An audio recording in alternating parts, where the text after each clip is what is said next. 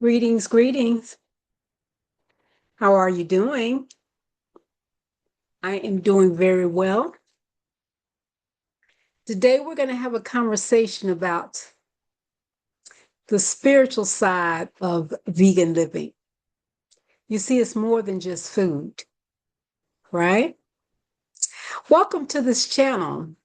This is the channel of health transformation for Black women ages 30 and above that want to make an impact and uplevel their health, spirit, mind, emotions, and definitely body. But today we're going to talk about the spiritual side of things from a vegan perspective, right? Now, when people hear vegan, they think salad, they think protein, right? But if I told you the biggest shift happened in my spirit and not my stomach when I became vegan, would you be surprised? You see, this conversation is not going to be about the rules and all of the do's and don'ts of being vegan. This is going to be about alignment. This is going to be about specifically spiritual alignment. So buckle up your seats and get ready, because we don't often talk about how spiritual alignment relates to veganism. So let's get ready to dive in, because this is a very important conversation that Black women need to have in terms of understanding the connection between the two. So, number one, there is a principle most practices and spiritual traditions kind of fall in line with. And that is one of reverence. Reverence for God, reverence for life, right? Whether you're Christian, Buddhist, atheist, whether you practice yoga or mindfulness, right? Whether you're Hebrew Israelite or an Assyrian, or you follow Black nationalism, whatever it is, you want to understand that vegan living is an extension of doing no harm. And doing no harm definitely applies to people, but it applies to all living beings on this planet. Now, I want to give you a contrast, right? Picture a slaughterhouse, an animal slaughterhouse, and then picture a peaceful animal sanctuary. Which one would you want to be a part of? Growing up as a child in Louisville, Kentucky, we lived right across the street from what was called the stockyards. They even had a stockyards bank where my mother worked, and I would go visit her from time to time. But there was this god-awful smell, just horrendous smell in the mornings, and sometimes, I guess, in the afternoon, because they were mass slaughtering these animals and getting them ready to be, the parts of the animals to be sold in the markets, right? To the butchers, grocery stores, what have you. So I had that experience, and when I tell you the smell was awful, it just filled the air. As soon as you went outside, it was just very, very strong. Now, apply that contrast to animals living in harmony with one another, and not fearful, playful, doing what animals do, just living, breathing, enjoying one another, enjoying the grass, enjoying getting fed, and having their babies and just being, right?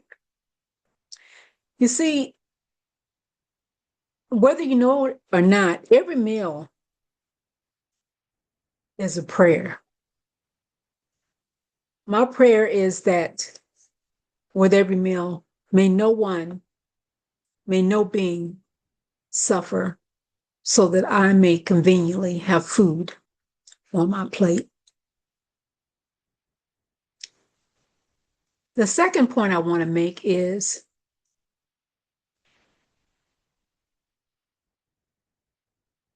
we can talk about clarity or we can talk about compassion, right? Clarity and compassion. You see, food carries energy, and many vegans report feeling lighter, less anxious, more empathy when they subscribe to the vegan lifestyle and began to eat better and not use animal products or consume animal products, right? You see, it's not just about what you put inside your body. It's about removing yourself from cycles of fear, of stress, and of violence. You wonder why the world is so violent and chaotic? Look at your plate. See, you can't meditate for peace and pray over a place that's filled with violence. You just can't. Animals feel fear. And when we eat them, we consume the fear. So I want you to have a different thought about veganism and what's on your plate. So that gets me to point number 3, which is interdependence and interconnection.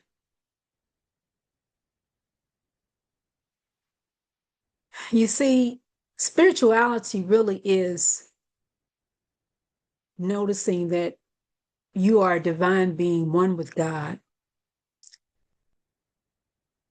And since God created all things and you're a divine being, then you're not separate from anything on this planet, right? The forest, the cows, the grass, the farm workers, everything is connected. Everything is connected. So I want you to look at it like this. We often talk about the ancestors, right? And how they paved the way. How about we think more in terms of what we're leaving for our children and their children and the children that come after those children. See, it's a full circle handoff, right? You know, like passing the baton. It's a full circle handoff. And we can hand off something good or we can hand off something bad. The choice really is ours, which brings us to our fourth point, which is sustainability over domination. Spiritual maturity is what? Is asking, what's my impact versus what I want? So if you want to dominate something, you really want to control it, right? But if you want to sustain something, it makes sense to sustain something that is good, is lasting, is beneficial, is productive, is powerful, is purposeful, is meaningful, right? So it becomes a very different conversation, sustainability over domination, when you have the understanding that you want to have an impact that is good, that is great, Because when you get into issues of what do I want, it becomes a very selfish conversation, doesn't it? And it's ego driven. But when you start thinking about, if I dump this stuff in the water, what's going to be the impact a year from now, 2 years from now, 5 years from now, 10 years from now? Is this water going to be drinkable? If it's not going to be drinkable for those that come after me, then maybe I shouldn't dump things in the water. I want you to see the difference there, okay? It reshapes the whole discussion on sustainability versus domination, right? Because see, in the long and short of it, veganism really is about being devoted to the beings on the earth. It's not about depriving anyone or anything of life sustaining qualities. I'll put it like that.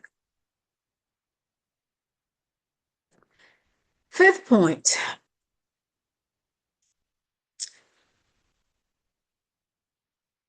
For your inner dialogue, let there be peace. Let there be congruency in terms of how you act,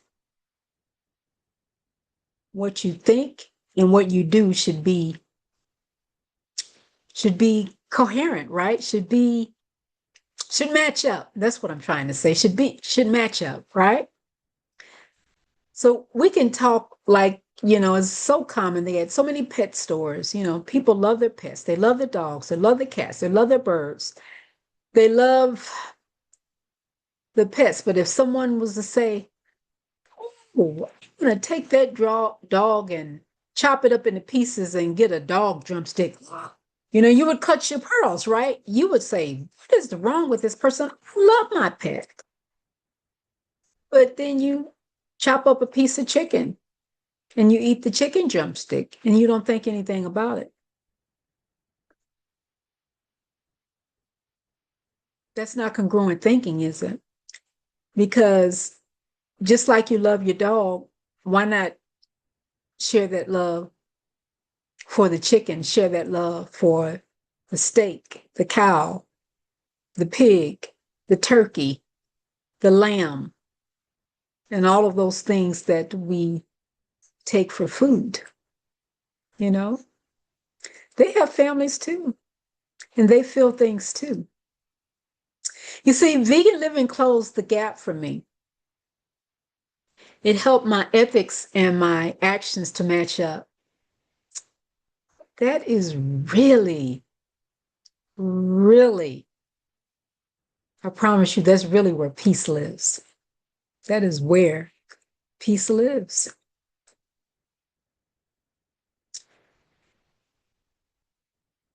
We can talk all day long about ending wars and what's going on in the world and this chaos, and we're anxious, we're fearful. But look at your plate. Look at your thoughts. Look at the way you show up in the world. And do you contribute to the chaos, or do you contribute to the peace? And peace is an internal dialogue in your soul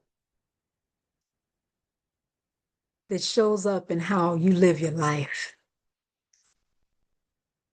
I want you to sit with that for a moment. Now, in closing, I don't want you to think that I'm getting on your case and that this discussion is about perfection or guilt tripping you, because it's not.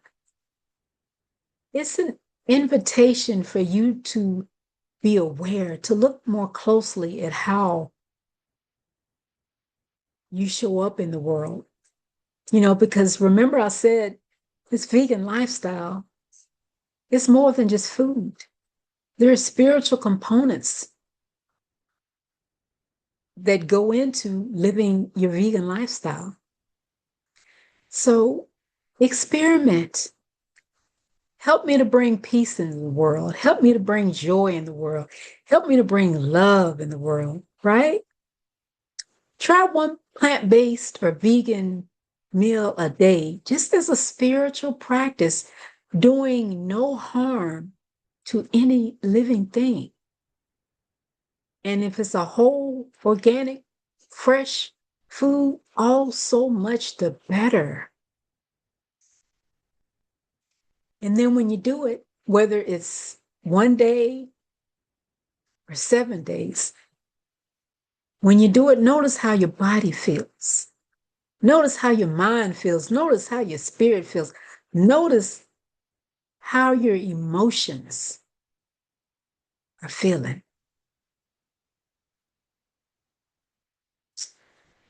It's more than just food, y'all. It's how you show up in the world. And Black women, we have so many mental health issues, diseases, torn up relationships, broken homes, trauma. This could be a way out. This could be your way back home to balance, to peace, to a spirit-filled heart. So I want to invite you to consider some of the things that we shared in this video. Please like, subscribe, comment, and definitely share with someone the things that I've talked about in this video. And I wish you nothing but the best. Love and light always.